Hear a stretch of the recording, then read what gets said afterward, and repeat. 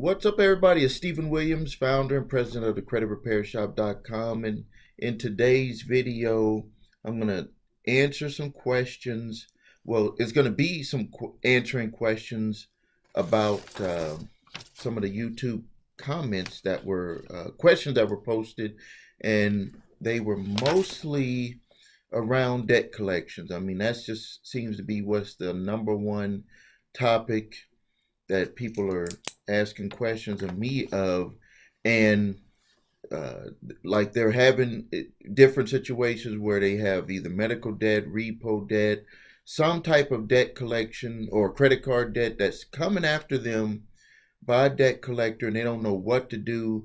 Some people are fighting it. Some people are like stuck. They're frozen. They're not doing nothing. And then you got some people, they're just reaching out and they're just like, hey, can you help me tell me what the next step that I should do on this? Well, one of the first things that I want you to do, now I have videos that talk about this. So in this video, what I want to do is I want to kind of bring down the fears, because what I see with people that get stuck is that the debt collector says something to them, and then it's just like they're reactive rather than proactive. One of the things that you need to keep in mind that debt collectors cannot do, regardless of what type of debt it is, that debt collector cannot threaten you. They cannot make threats to you to do certain things. And so they can't say, well, we're going to garnish your wages. We're going to send the sheriff or the police to go arrest you. We're going to put a warrant out for your arrest, all these types of things.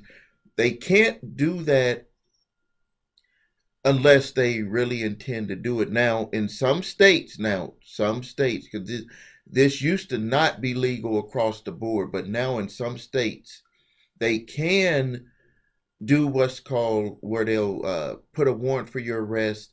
But when you get arrested, they're going to bring you to court to answer to the debt. That's what they're going to do. But most debt collectors won't do that. But another side of that is that they cannot make that threat without actually going through with that threat. So they can't try to threaten you with legal action if they're not really intending to doing legal action. That's why you could have some debt collectors just call you over and over and over again, and they'll never say anything about taking you to court. They'll just keep asking you about when are you going to pay the debt? Can you pay some money on the debt? Can you do something on this debt? They never threaten to take you to court.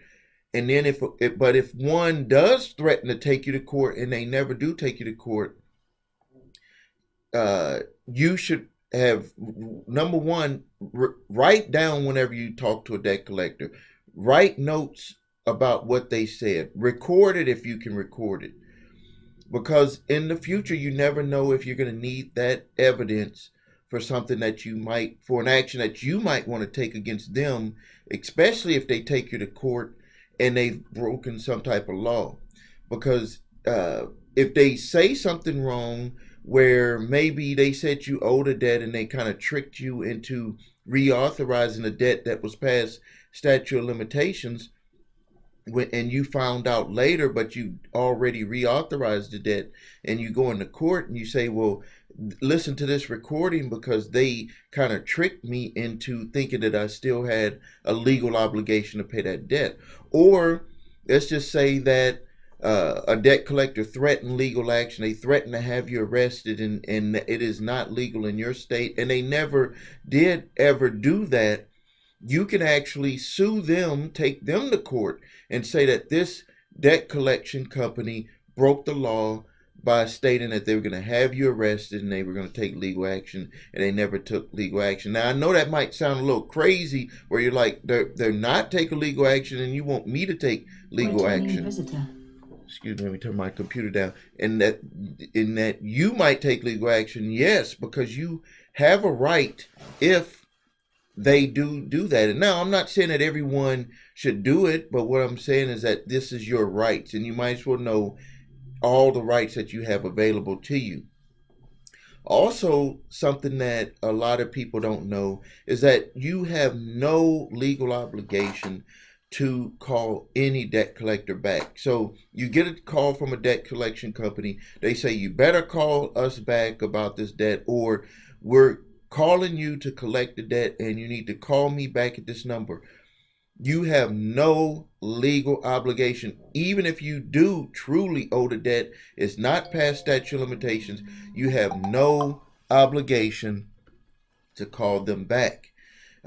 This is still a civil matter, and you can handle that civil matter any way that you wish. But I always say that you need to, confront all of this so you don't have to worry about things happening to you in the future, because no matter what, our lives go up and down, and you don't want these debt collections to come back at you when everything is rolling and going good for you.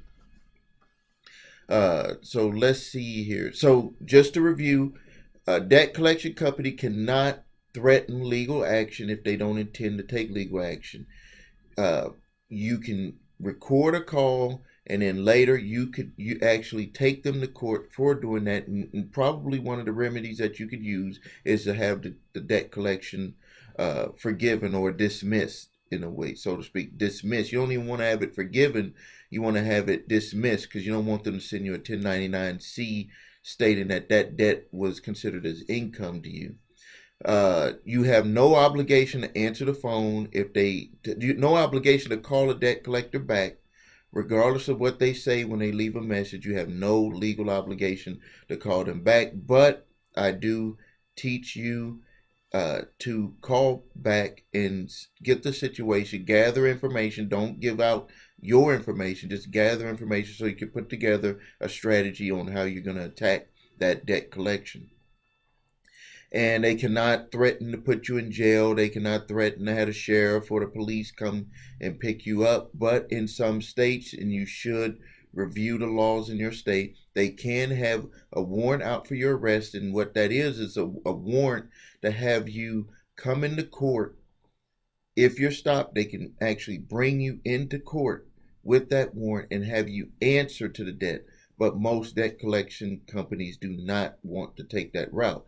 Now, let's move into positive thinking. When I was reviewing a lot of the comments that people talked about, which were about what we just talked about, is that I had a feeling that some people were thinking on the positive side and some people were thinking very negative. It's like when they were typing their comment in there, even though they maybe subconsciously didn't consciously know that they were doing it, subconsciously they were giving me a message that they were thinking very negative, like they had feelings like things were not working out for them. And what I want you to do is you need to every day, and I know I repeat this, and I'm going to always repeat it as much as possible, because you have your subconscious mind and your conscious mind, and they're like battling each other, and you need to line them up. These are things that I have to do on a daily basis, so I know you have to do it on a daily basis. You have to line your subconscious mind up with your conscious mind, because your subconscious mind is like the computer. It's a massive computer program that plays thoughts over and over and over again, and you need to feed the thoughts that you want to go into there so your body can produce those thoughts. Consciously, you may want to do better, be more healthy, make a lot of money, be happy, be friendly to people. Outwardly, you could say all of these things that you want to be, but on the inside, if you don't think it, if you don't have it on the inside, it's going to project different on the outside. And that's where you'll have people where they'll go up, and then you'll be like, what the hell is wrong with you today? And that's because when it comes to their subconscious mind, it is going to override the conscious mind, and it'll make you do and react in ways that you won't even believe. There was I even catch myself doing this some of the times, where maybe my wife, we have these little joke type things that we do. And if you're a football fan, there's Kirk Cousins that plays for the Minnesota Vikings, Kirk Cousins. Well, we always had this joke, and they had this joke also on the NFL Network where they'll say Kurt's cousin, you know. And every time me and my wife, when we see him playing, we always say Kurt's cousin. That's Kurt's, like Kurt's cousin instead of Kirk cousin. And yesterday when we were watching football, my wife said it, and for some reason I didn't say it back like we always said it back to each other. That is the subconscious mind at that point where it's trying to make you not do something that you want to do. This might sound crazy to you, but if you think about it, there's certain times that you want to say something and you don't say it, and that is your subconscious mind trying to bring up a program to you to not,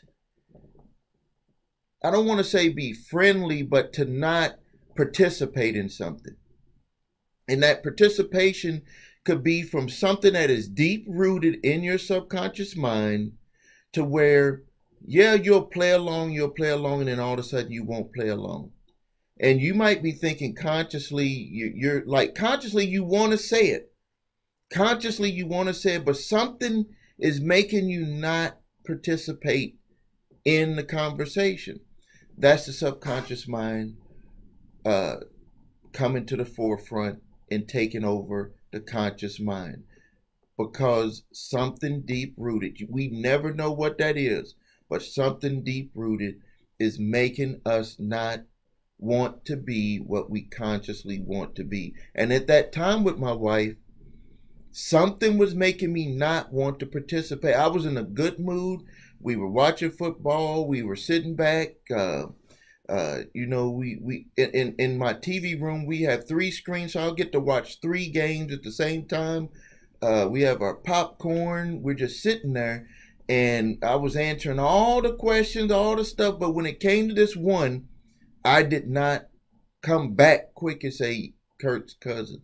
And that's because of something subconscious inside of me that was stopping me at that point. And then later I was like, Kurt's cousin.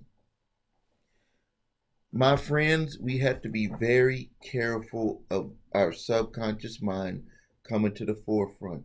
Your subconscious mind, the things that are in there that were put in there by other people when we were kids, things that were repeatedly put into us, can come up at times, and we're wondering, why won't we say something at that time? And that's because of subconscious mind. That's because subconscious mind overrides the conscious mind all the time. So you have to, number one, the way to counteract it is to go ahead and participate. Don't be afraid to participate. Be that person that you want to be. And the subconscious mind will start reprogramming itself, because what it's gonna do is it's gonna say, if that's what you want, because it doesn't say the subconscious mind does not know what is right or wrong, has no idea what is right or wrong. It's gonna do what you tell it to do, but it's gonna do what you tell it to do over and over and over again. That's the trick. So you have to put into there the new programming, and then you have to do it over and over and over again, and then it will feed out the new programming once it fully accepts it.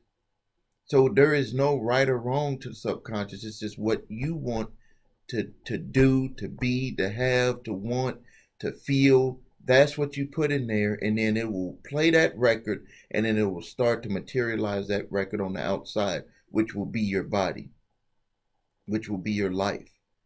So I know we kind of got off on this, but this is what's going to be different about the way that you approach your life when it comes to credit repair, when it comes to dealing with the debt, when it comes to getting out of debt, is that this is what's going to make it different this time, is that you're going to know that there's things on the inside of you that is holding you back, and you're going to know how to change them. So thank you for your time. And if you have any questions about debt collection companies, things that they've been saying, threats that debt collection companies are making to you, fill it out. Post your comments here. Drop me an email. Visit my website, thecreditrepairshop.com. Get your credit reports and your scores. You need to have those. There's a link below. www.your3scores.com. Go click that link and get your credit reports and scores, because everything starts there. If you're going to fight debt collectors, you need to know all of the information that's on your credit reports, how they're reporting it, how the original creditor is reporting it as a charge off, or whichever way that they're reporting it on your credit report, so you can put together a strategy to start dealing with those debt collections. So thank you again. Please subscribe to my channel if you haven't subscribed to my channel. Share it with your friends and family, and I really appreciate your time, and I look forward to making another video to give you some more information about dealing with debt and credit repair.